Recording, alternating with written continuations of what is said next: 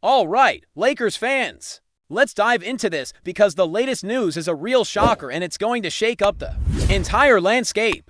We've got a situation with the Golden State Warriors that's honestly brutal. Jimmy Butler, yes. Jimmy Butler has suffered what looks like a torn ACL at first.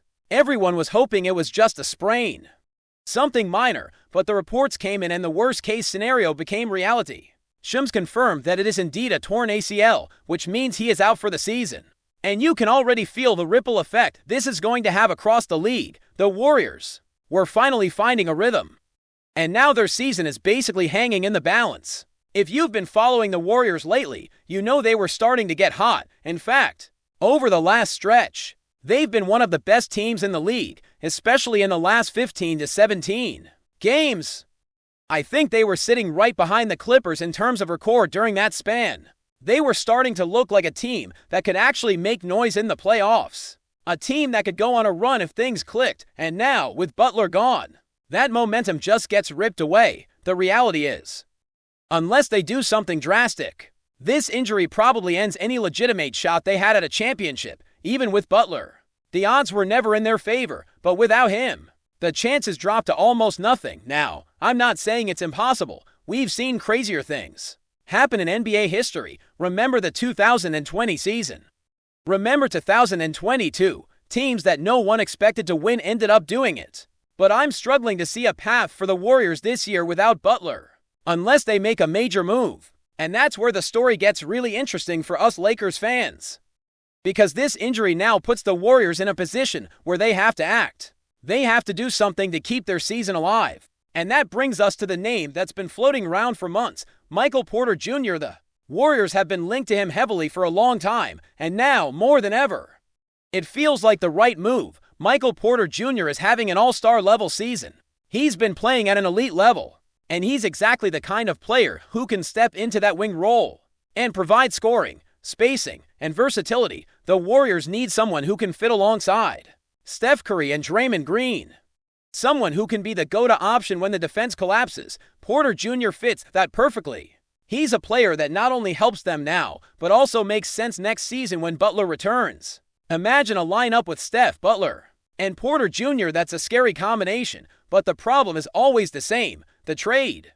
The Nets don't want Jonathan Kuminga. That's the major hang-up here. We keep hearing that the Lakers could potentially get Kuminga for free, or at worst for a second-round pick, because the Warriors need to move him to make the trade work. The idea is that the Warriors get Porter Jr., the Lakers send an expiring contract to Brooklyn, and the Lakers receive Kuminga. On paper, it sounds like a clean deal, but is it realistic? I've heard people say there's only like a 30% chance of it happening, because there are other teams interested in Kuminga and because Brooklyn might not want him at all. But honestly, I think the odds are higher than that. If the Warriors truly want to salvage their season, I'd put the likelihood of them making a move for Porter Jr. at around 70 to 80%. It's that big of a priority. They can't just sit back and hope things get better on their own. Steph is in his prime years, but the window is closing. Draymond is getting older. This year has been chaotic for them, and now they're hit with this devastating injury. They have to act, and the easiest way to do that is to bring in a star-level wing. Who can fill the void? Porter Jr. is the most logical choice, especially because other big-name options aren't realistically available. And this is where the Lakers come in. If the Warriors are serious about Porter Jr., they need a trade partner who can take on a contract and also give them something that makes sense. That's where the Lakers' expiring contracts become valuable. The Lakers have the exact salary flexibility to make this work. They can use a combination like Gabe Vincent and Max Christie to hit the exact number, or Rui Hachimura and Dalton Kabbalah. There are clear paths for the Lakers to reach the necessary salary match without giving up their core assets. That's a huge advantage. It means the Lakers don't have to sacrifice anything major to get involved, and they can still keep their flexibility intact for future moves. The big question is whether the Warriors actually see the Lakers as the best landing spot for Kuminga. If they do, then this could be the first domino in a bigger chain of moves, but you have to think about it from a business perspective. The Warriors are not doing this because they feel bad for anyone. They're doing it because they need to win now. And if the Nets are going to be stubborn about Kuminga, the Warriors might have to go with another option. But at this point, it's hard to see a better one than Porter Jr. He is the player who makes the most sense, both for this season and for the future, for Lakers fans. This could be a huge opportunity.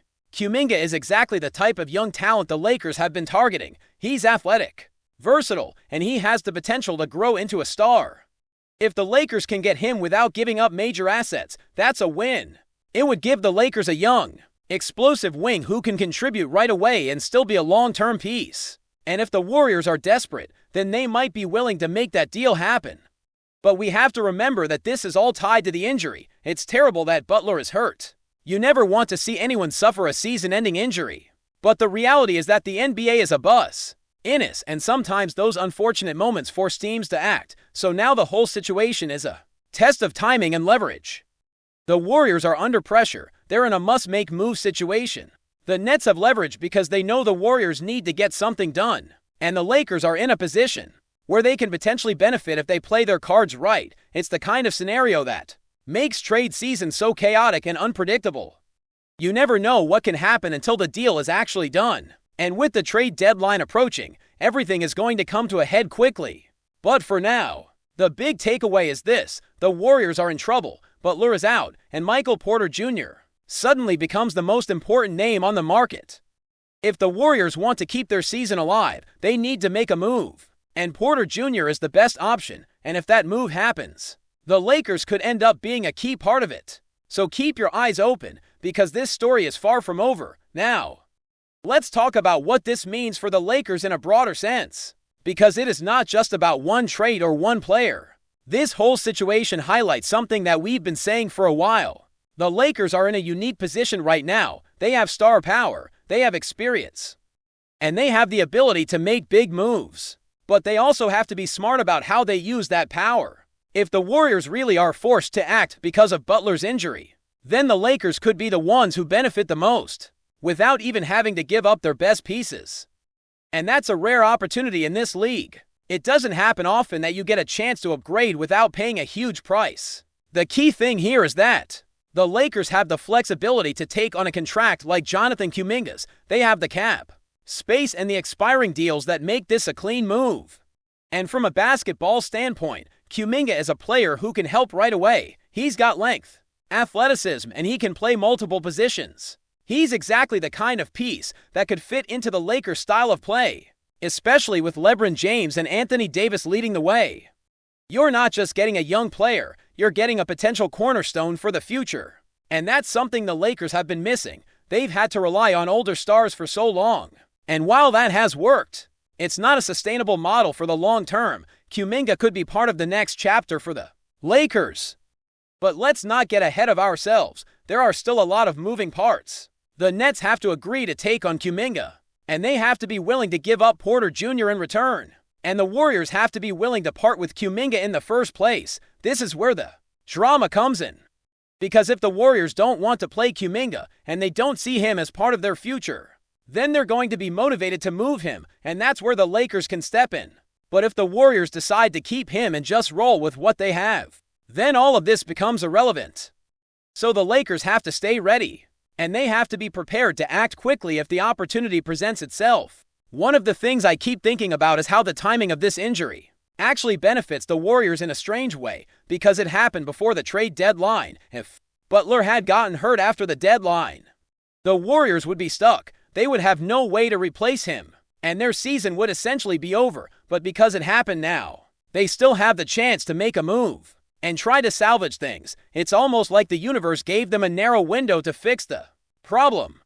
And you can bet that the front office is going to be working overtime to find a solution. They're not going to sit back and watch the season fall apart. Not with Steph Curry still playing at a high level, and not with the pressure of this being a critical year for the franchise. So, what does this mean for the rest of the league? It means that the Warriors could become a more dangerous team than people expected. Even without Butler, if they get Porter Jr., they're not just replacing a player, they're adding a new dynamic. Porter Jr. brings a scoring threat that defenses have to respect. He can stretch the floor, he can create his own shot, and he can play both inside and outside. That changes how opponents have to game plan against them. And if the Warriors can integrate him smoothly, they could still be a top contender. This is the kind of move that can shift the balance of power in the conference. And it's the kind of move that makes the Lakers' decision even more important. Because if the Warriors get stronger, then the Lakers have to be ready to respond. Now, let's get into the reality of how this affects the Lakers' roster construction. If the Lakers do end up with Kuminga, they are going to have to figure out how to fit him into the rotation. And that's not a bad problem to have. Kuminga is the kind of player who can play off the ball. He can defend multiple positions, and he can finish at the rim. He can also develop into a more consistent shooter, which would make him even more valuable. The Lakers would have to be patient with him, but they also have the coaching staff and the veteran leadership to help him grow. LeBron and AD are the kind of players who can help a young talent elevate their game, and if Kuminga buys in, this could be a very dangerous core moving forward. But there is another side to this, and it's something that Lakers fans need to consider. If the Lakers do make a move for Kuminga, what does that mean for their future flexibility? We've been talking about how the Lakers need to keep their assets, how they need to stay flexible, and how they need to be ready for whatever comes next. If they take on Kuminga, they're committing to a young player with potential, but they're also taking on his contract. It's not a massive contract, but it is a commitment. The Lakers will have to decide if they want to build around him, or if they want to keep their options open for other moves. This is where Rob Pelinka's strategy comes into play. He has to balance the desire to improve now with the need to protect the team's future. Another important aspect is how the Lakers fan base is going to react to this. Lakers fans are always hungry for moves, especially when the team has the chance to add young talent. But there is also the risk of overreacting. If the Lakers do land Kuminga and he doesn't immediately become a star, there will be criticism. People will want instant results, and that's not fair to a young player. The Lakers have to be realistic. They have to understand that Kuminga is not a finished product. He's a project with high upside, and the Lakers need to commit to developing him properly. That means giving him minutes, giving him opportunities, and not panicking if he struggles early, because the payoff could be huge. Before we continue, we ask that you leave a like and subscribe to the channel, so you won't miss any exclusive Lakers updates. Moving on. Whispers around the league have grown louder, and in recent hours they have reached a familiar crescendo. Kevin Durant and the Los Angeles Lakers are being spoken of, as if the move were no longer a distant possibility, but an outcome already taking shape behind closed doors. While no official statement has crossed the wires, multiple signs suggest that the superstar forward's future is tilting decisively toward Hollywood. Executives, agents, and scouts are quietly connecting dots that seem to align to ignore. Durant's camp has long valued competitive environments with global visibility, and few franchises offer a larger stage or heavier expectations than the Lakers. The idea of Durant wearing purple and gold has circulated for years, often dismissed as fantasy. Now, however, the tone has shifted from hopeful imagination to cautious certainty, as if the league itself is bracing for the announcement. Those close to the situation describe a convergence of ambition and timing. The Lakers are said to be positioning themselves for an immediate return to the center of the title conversation, while Durant, still playing at an elite level, appears focused on legacy as much as championships. Los Angeles represents both. The franchise's history of attracting generational stars only fuels the belief that this is less a gamble and more a calculated alignment of interests. Inside locker rooms across the NBA, players are already reacting as though the move is real, discussing potential lineups and the ripple effects such a pairing would create. Rival front offices, meanwhile, are reportedly recalibrating plans, aware that a Durant-led Lakers team would instantly alter the balance of power in the league. For now, everything remains officially unofficial, yet in the NBA, rumors often serve as rehearsals for reality, and as the speculation intensifies, it feels increasingly less like a question of if Kevin Durant is headed to the Lakers, and more like how soon the basketball world will be forced to accept it as fact. Stay informed exclusively about Los Angeles Lakers news. Subscribe to our channel and hit the like button to keep receiving daily updates. Also, share your opinion on the news in the comments, as your contribution is crucial for the Lakers. Stay tuned for the next video.